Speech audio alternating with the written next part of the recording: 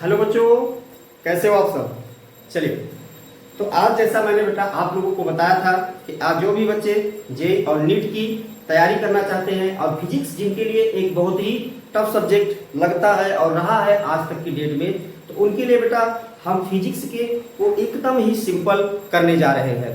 तो अगर आप पूरे के पूरे वीडियो के साथ हमारे जुड़े हो, हमारे चैनल के साथ जुड़े हो, तो बेटा आपकी सफलता 100% गारंटी है इसकी। ठीक है, तो चलिए हम लोग फिर देर में करते हुए अपने चैप्टर की शुरुआत करते हैं और देखते हैं कि हम लोग किस किस टॉपिक को किस शेड्यूल से पढ़ते हैं। तो जैसा कि मैंने इसके पहले वाले वीडियो में देखो, तो मैंने बेटा उसमें आप लोगों को जेईई के एक एस्पिरेंट के लिए किस किस एलिजिबिलिटी की जरूरत होती है, कौन भर सकता है कौन नहीं भर सकता है उस फॉर्म को, उसके बारे में हम लोगों ने बेटा देख लिया है। ठीक है, इसी तरीके से बेटा नीट के लिए भी ये पूरी की पूरी वीडियो लाएंगे कि नीट की डिटेल्स के बारे में कि नीट में क्या है।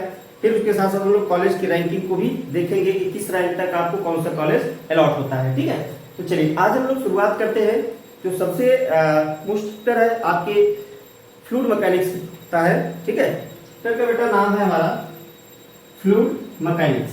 ठीक है, तो हम लोग बेटा जो आज शुरुआत करने जा रहे हैं फ्लूइड मैकेनिक्स के बारे में करेंगे। ठीक है, फ्लूइड मैकेनिक्स मतलब द्रव यांत्रिकी इसको बोलते हैं। ठीक है, यानी कि इसमें हम वो सारे कंसेप्ट पढ़ते हैं जो फ्लूइड के से रिलेटेड होते हैं। ठीक है, फ्लूइड का क्या है, फ्लूइड का नेचर कैसा होता है, इन सभी पॉइंट्स के बारे में बेटा क्या करेंगे, डिस्कस करेंगे।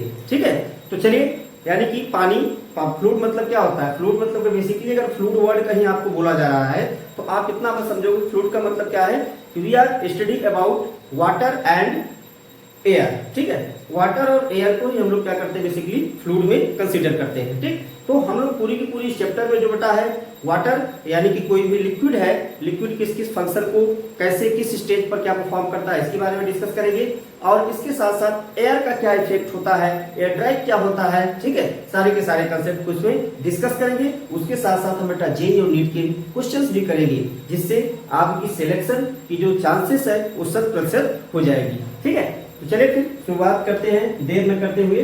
ठीक है, तो सभी बच्चे क्लास में टीवी रहे, बराबर देखते रहे। ठीक है, तो फ्लूइड मैकेनिक्स, फ्लूइड को बेसिकली बेटा हम लोग जो डिस्कस करते हैं ये फ्लूइड को दो पार्ट में कैटेगराइज करके डिस्कस करते हैं। अगर हम बेटा फ्लूइड की बात करें तो फ्लूइड, सबसे पहले फ्लूइड हमारा होता क्या है इस बारे में हम लोग थोड़ा सा जान ले कि व्हाट इज द फ्लूइड। ठीक, तो फ्लूइड हमारा है क्या, एनीथिंग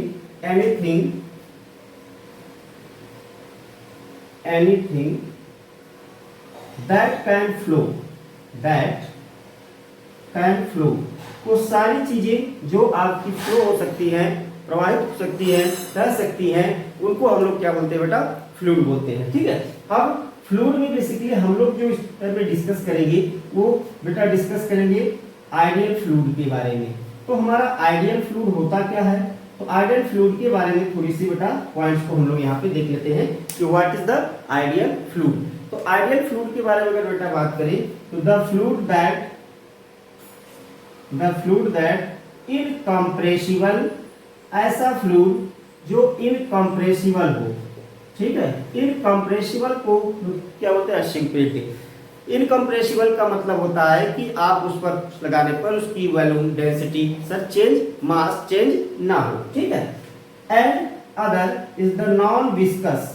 नॉन विस्कस का मतलब क्या होता है बेटा, अगर नॉन विस्कस की बात करें हम लोग कि what is the non viscous fluid, then non viscous fluid means the friction force between the layers of the flowing fluid is minimum like as zero. ठीक है, यानी कि जब कोई फ्लूइड आपका फ्लो करता हो तो फ्लो करते वक्त फ्लूइड के बीच का जो विस्कस फोर्स है, यानी कि जब फ्लूइड फ्लो करता है तो आपको उसके जो कई लेयर्स में डिवाइड हो जाता है और उन लेयर्स के बीच में एक फ्रिक्शन फोर्स लगता है, जो कि हर जैसे ऊपर के अगर सरफेस से हम फ्लोइंग फ्लूइड के बारे में देखें तो जैसे जैसे हम रिवर बेड की तरफ बढ़ते जाते हैं नीचे की तरफ, ठीक है, वैसे वैसे फ्लूइड की जो वेलोसिटी है कम होती जाती है। इसके पीछे का रीजन क्या है, इसके पीछे का बेटा रीजन स्पष्ट है, यही है कि फ्रिक्शन फोर्स हर लेयर्स के बीच में जैसे जैसे हम बढ़ते जा रहे हैं, बढ़ता जा रहा है, उसी तरीके से क्या है वैल्यू, वेलोसिटी जो है लेयर्स की घटती जा रही है। ठीक है, थर्ड पॉइंट जो बेटा हम लोग इसमें देखते हैं इरोटेशनल।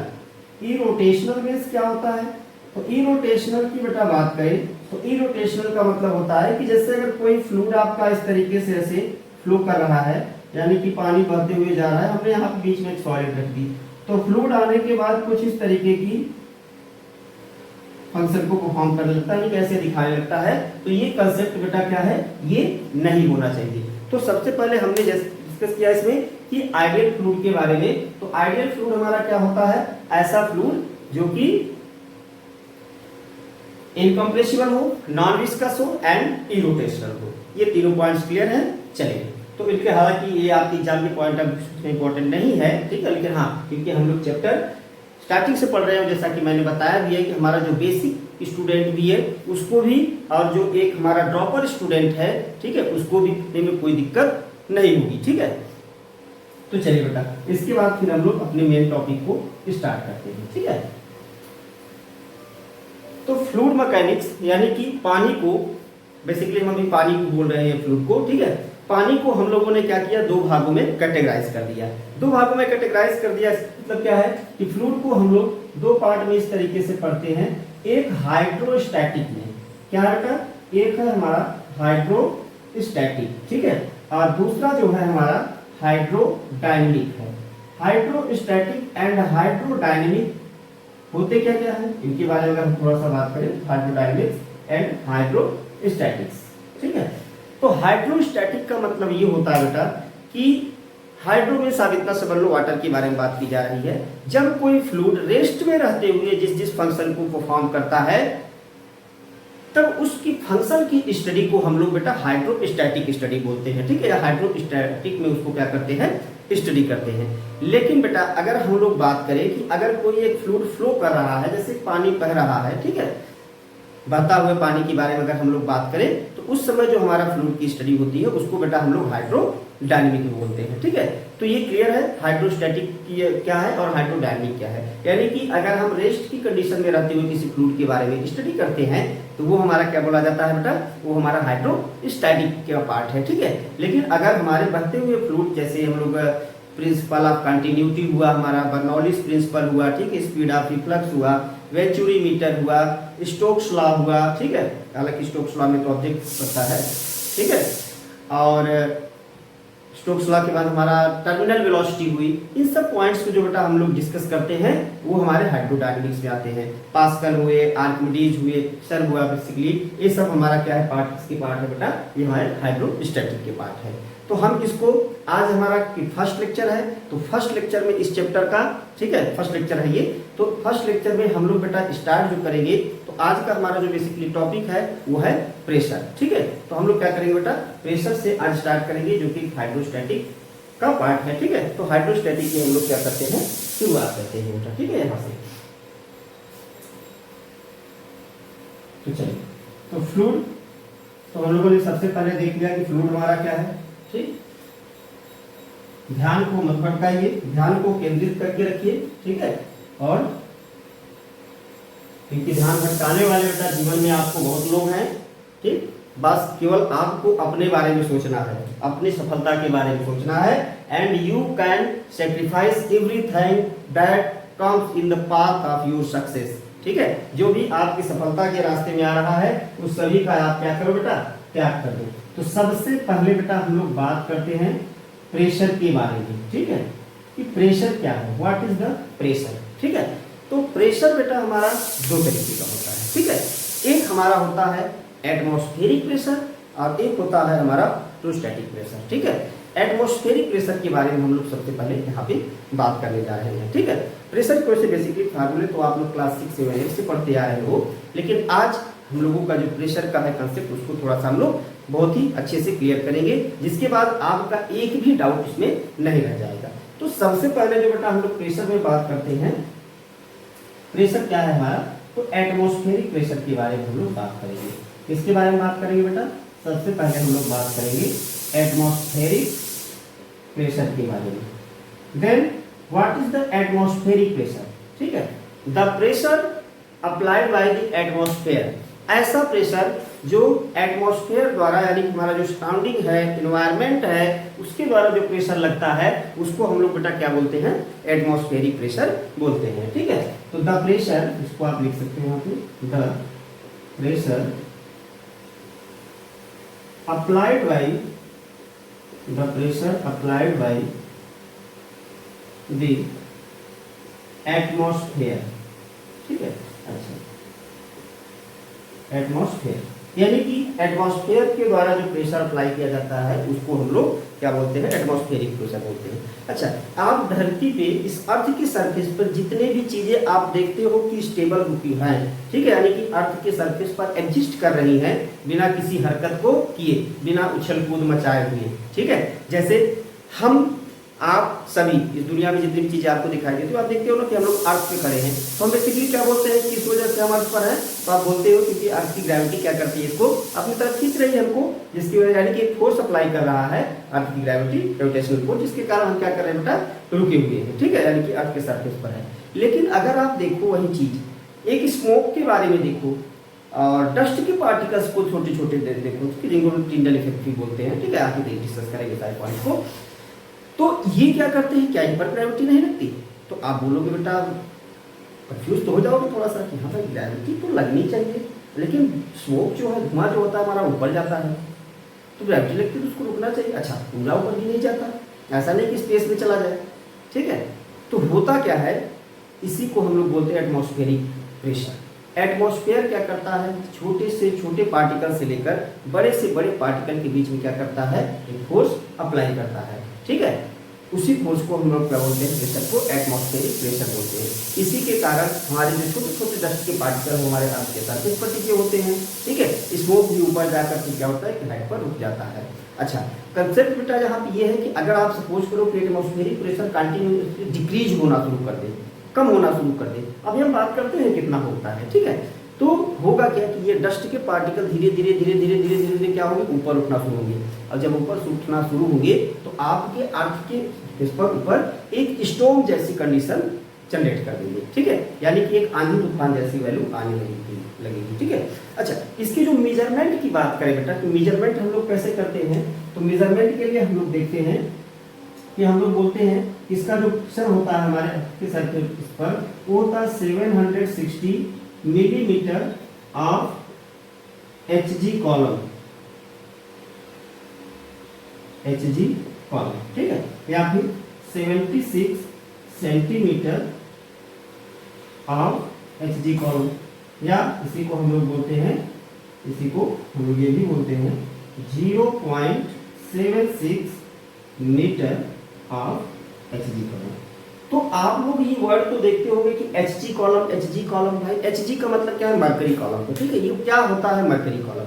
ठीक है, अगर हम अर्थ के सरफेस पर बात करें, ये सारा का सारा जो हाइट ली गई है ये एट द सरफेस ऑफ सी ली गई है, समुद्र के सतह से ली गई है। तो हम लोग जो कि बच्चों को ये बहुत ही कंफ्यूजन रहता है कि हम लोग बोल देते हैं 76 सेंटीमीटर मरकरी कॉलम या 760 मिलीमीटर ऑफ मरकरी कॉलम, लेकिन ये है क्या एक्चुअली वैल्यू, क्यों हम लोग इसको बोलते हैं 76 सेंटीमीटर ऑफ मरकरी कॉलम? तो बेटा 76 सेंटीमीटर ऑफ मरकरी कॉलम जो होता है ये बेसिकली बोला जाता है कि अगर आप एक ट्यूब लेते हो, ठीक है, और एक ट्यूब को अगर आप किसी ट्यूब में, मतलब ट्यूब को क्या करते हो, एटमॉस्फेरिक प्रेशर के थ्रू अगर ट्यूब को आप उल्टा करके मरकरी में रखते हो, तो उस ट्यूब के अंदर मरकरी जितनी हाइट तक चढ़ती है, वो कितनी हाइट तक चढ़ती है, वो 76 सेंटीमीटर हाइट तक ही चढ़ती है। और उस 76 सेंटीमीटर हाइट पर जो हमारी एटमॉस्फेरिक प्रेशर की वैल्यू कैलकुलेट की गई, तो वो वैल्यू बेटा कितनी थी, वो वैल्यू हमारी थी 1 एटमॉस्फेरिक प्रेशर के बराबर, यानी कि 76 सेंटीमीटर ऑफ HG। इसका मतलब आपका क्या होता है, 1 एटमॉस्फेरिक प्रेशर, 1 एटमॉस्फेरिक प्रेशर। अच्छा, 1 एटमॉस्फेरिक प्रेशर होता क्या है, 1 एटमॉस्फेरिक प्रेशर बेटा होता है, 1 एटमॉस्फेरिक प्रेशर हम लोग बोलते हैं, ये वैल्यू हमारी होती है 1 एटमॉस्फेरिक प्रेशर। ठीक है, यानी कि एक वायुमंडलीय ताप जो होता है, तो ये वैल्यू हमारी आप निकल कर आती है यहाँ से 76 सेंटीमीटर ऑफ Hg कॉलम, यानी कि 1 एटमॉस्फेरिक प्रेशर की जो वैल्यू होती है वो Hg कॉलम के बराबर होती है।